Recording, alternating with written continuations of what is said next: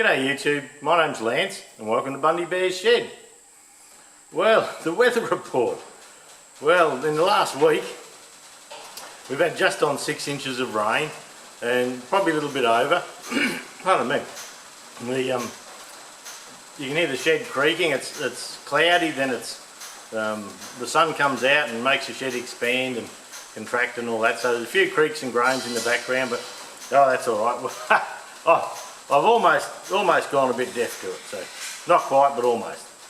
But at the moment we're sitting at 32 degrees C, and look, about 80% humidity. It's quite muggy. When the sun comes out, the moisture from the rain comes out of the ground, and yeah, it makes your shirt a bit wet. I tell everyone it's from hard work, but everyone knows way better than that.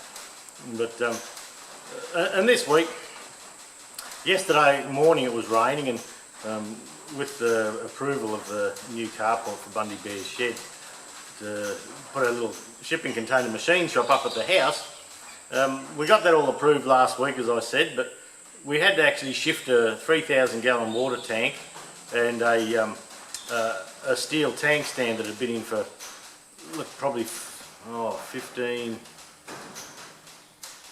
16, 17 years I suppose it's been in.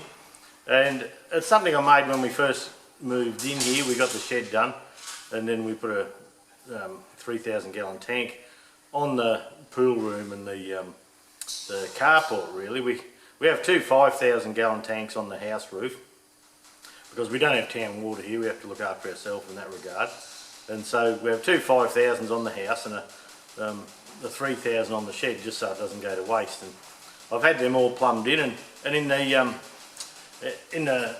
18, 19 years, whatever we've been here, only once have we had to transfer water from one tank across to the big two, and that was when we had the kids living here. And with the kids living here, and you know what teenagers are like, I've got a dog rattling a chain. The young fella's dog's here, and I've got it on the chain, so just as I start filming, it decides to pull the chain around past an old axle and make a bit of noise.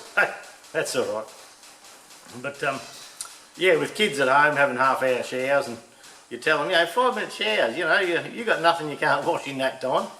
And anyway, kids don't listen, of course, and so we actually, once upon a time, we actually had to run the water from one tank into the other to keep us going. But we've never had to buy water.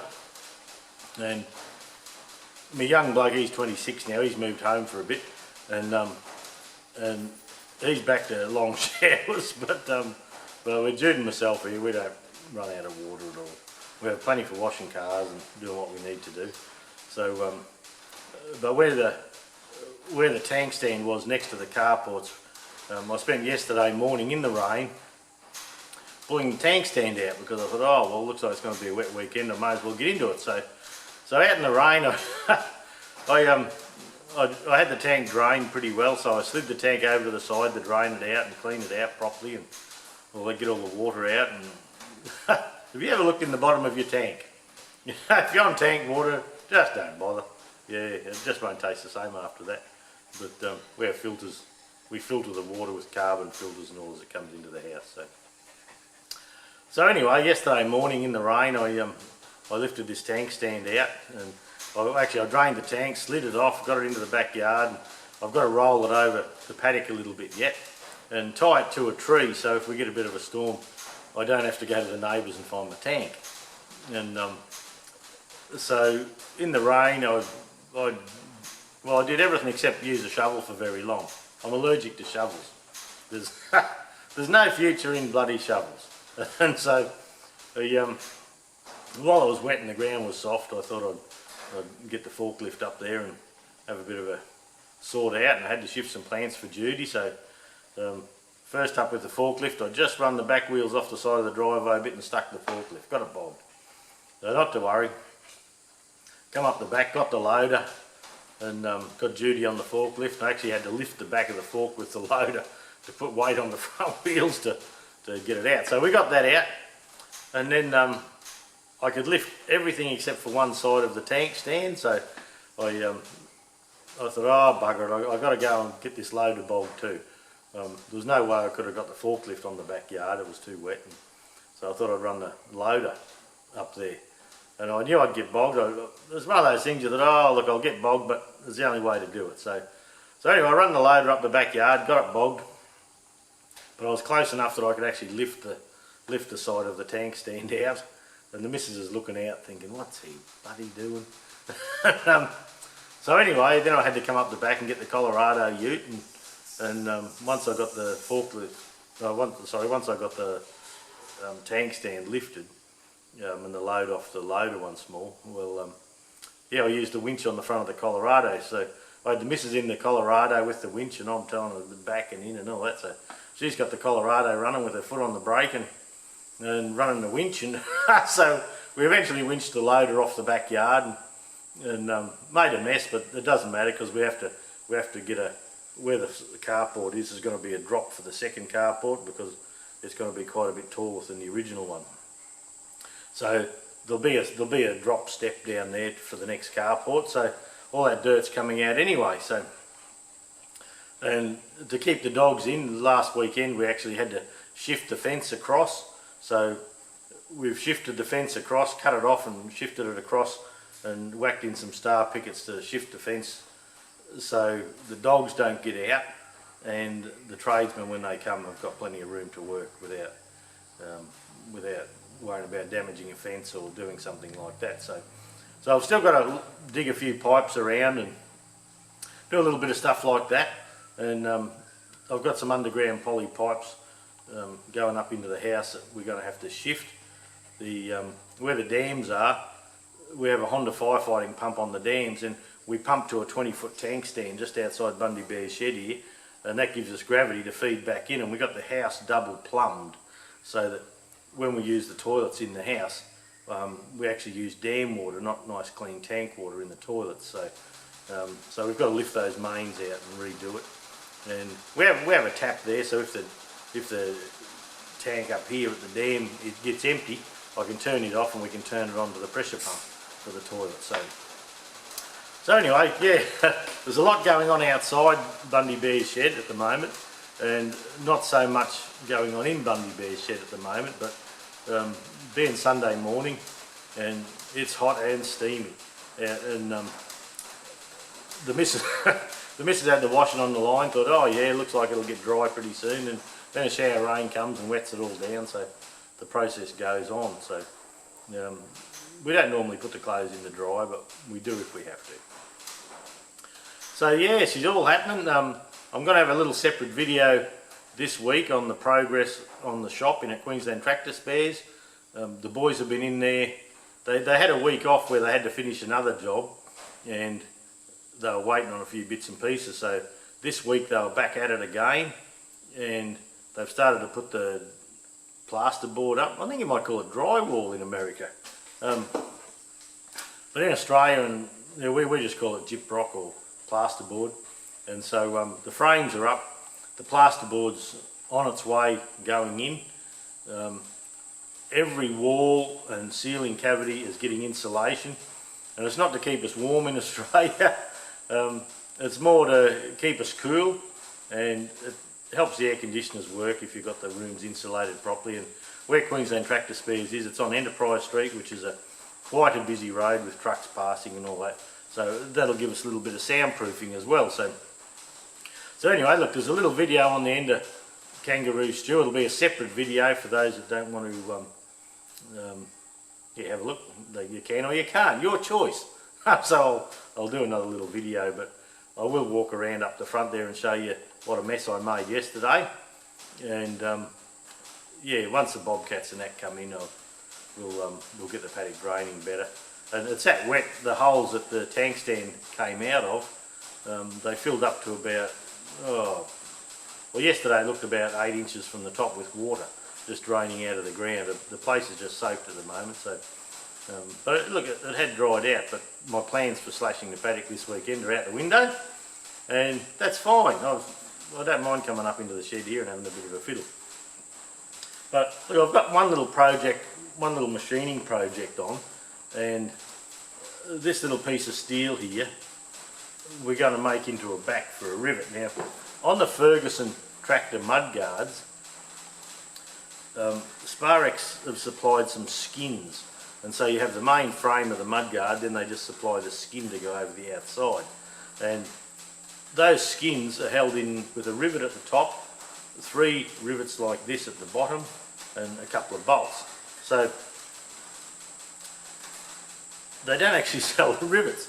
I had to get these rivets out of Steiner in America, and so I think they're used on the Ford tractors as well. So my little plan for today is do a couple of rivet sets. Now, when I made the little baler, I bought this rivet set, and then what it does, there's a hole in this end here, and when you put the rivet through, you back it up with something like a bit of steel or something like that, another hammer, and then you bring the punch down over the top, and you have your rivet, then you have whatever the 2 items that you're riveting together here, 2 or more, and then you bring this punch down and you go bang bang bang and knock it down, and it's called setting the rivet, and that actually pushes everything right down together, so it's ready to roll. So when you hit the top of this rivet here and the top starts expanding out, it'll lock them in, there's no gap there. So the idea is that you put the rivet through, you make sure it's got a backing on it, you set the rivet here, you bring it right down, and then you start peening the top of the rivet down. And on these I'm going to get the rivets red hot to do that. And then if you look at the other side of the set there, this side here, that's got a domed head on it. And when you finish the rivet or get it close, you can bang down on that, and that leaves a nice finish on the head, leaves a nice rolled edge around the edge of it, I suppose would be the way to say it. And it'll give you a nice neat job, not just a rivet that you bash it out of and all hammer marks and all through it. That'll put a nice dome top on it and make it a lot nicer looking rivet. So I've got a bit of steel here, a bit of round. I haven't got anything apart from a bit of round to duplicate something like this, so I'm going to make it out of round. It's nice and heavy. Hitting that, I've got room for my hand, and I can hit that. It's got a bit of body to it to help set the rivet.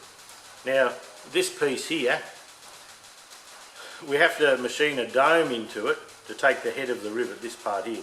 So what happens is when we put the rivet on and put the skin on the mud guard and all that, I can sit the mud guard and all down here, have a dome in here so we keep this shape and we don't flatten that right out.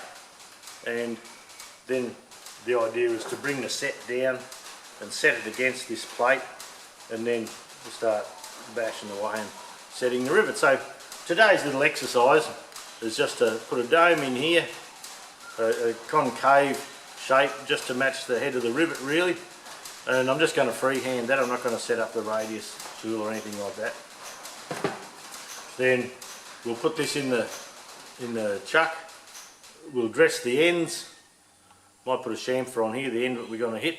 This end here we'll tidy up and we'll put the 2 holes down this bottom end here. So anyway, a little bit of machining this week, so yeah, we won't set the guard or do the guard today, but we'll just make the tools ready for when we get a moment to do it.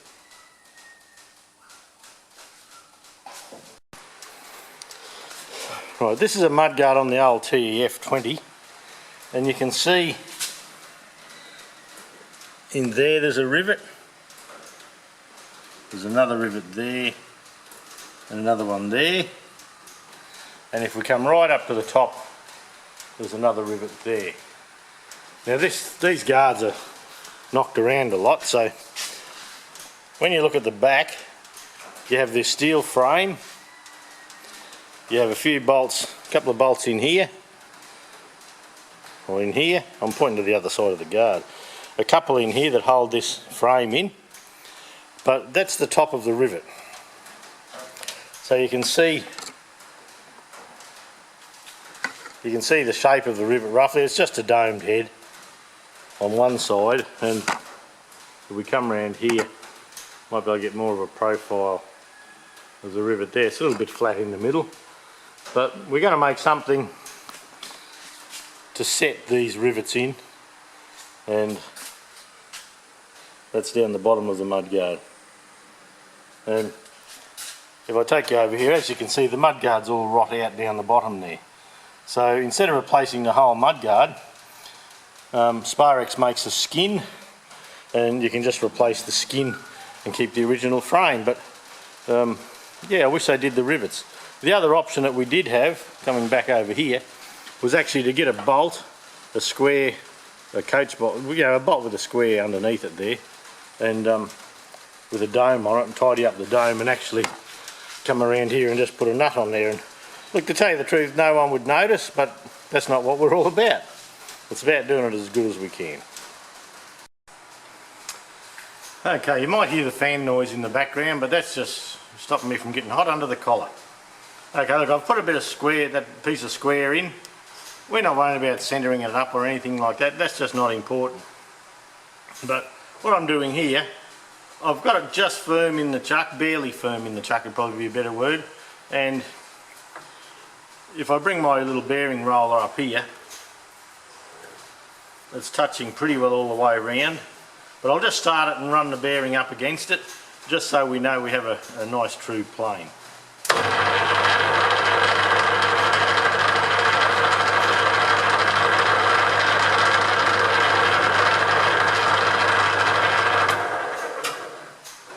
Right, and you can feel that bumping to start with, but now it's not bumping at all, so that means we can nip the chuck up.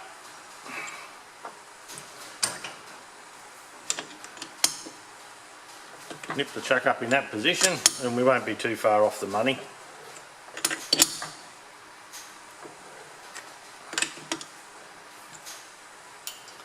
And first cut, I'll take this out of the way, and first cut we're just going to skim the front there to get rid of any mill scale that might want to come loose and mark the panel. The idea is, later on I'll actually sand the corners down as well. The idea is to be able to sit this up, support around the rivet, and not actually have any marks get on the skin on the mud guard. So I'll change tools, I'll come back in a flash.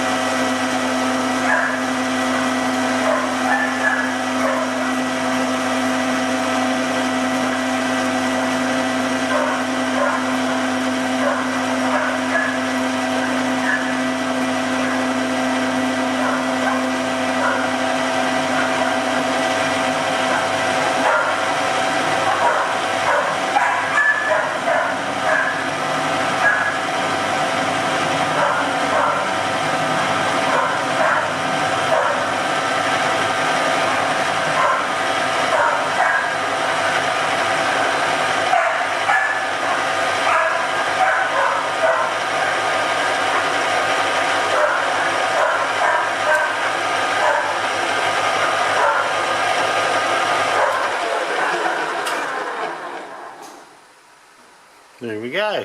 I've had a dog barking in the background. There's a kangaroo going across the front of the paddock and the dogs think they've got to tell it off.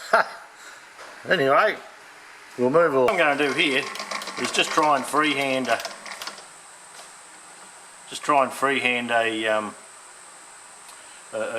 concave in here. So we'll just crank her up and see how we go.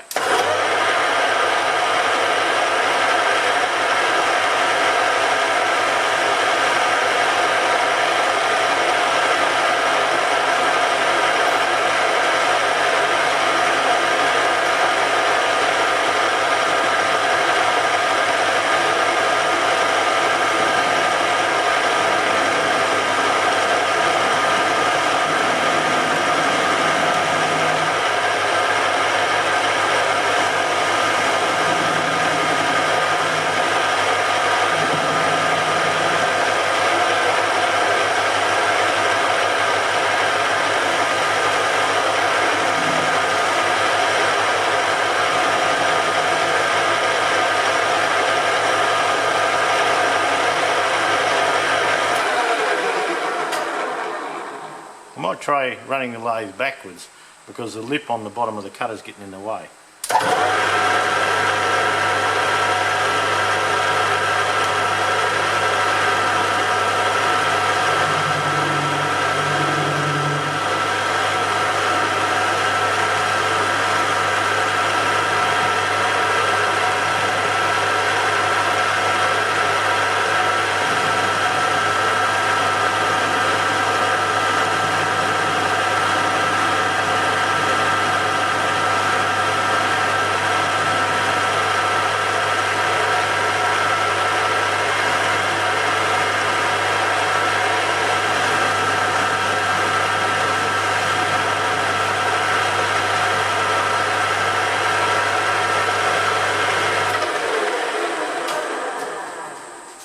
I'm going to bring that tool above centre a little bit.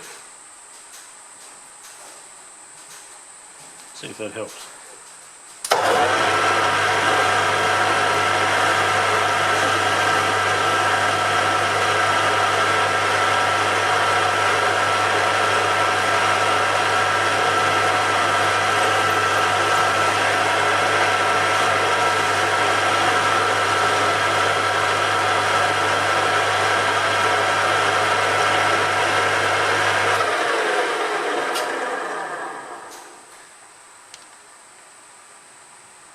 Oh, we can go a little bit wider.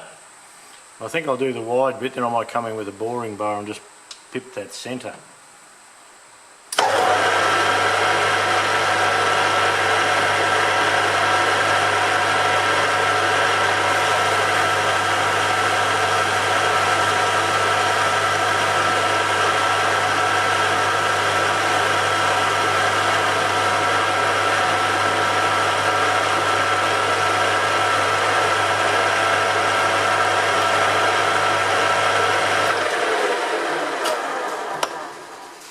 Drop him on centre.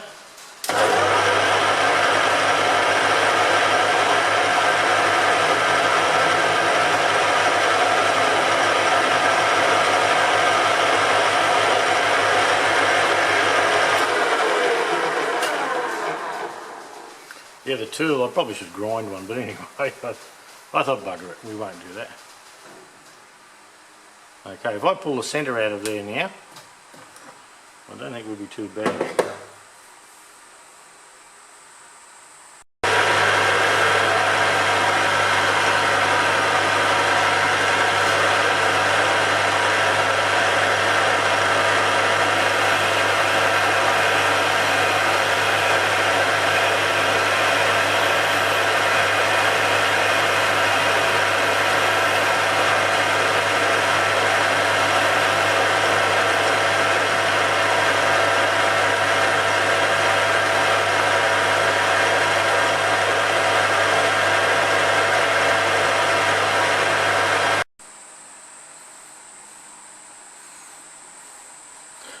Well, there you go, I've polished all these surfaces up.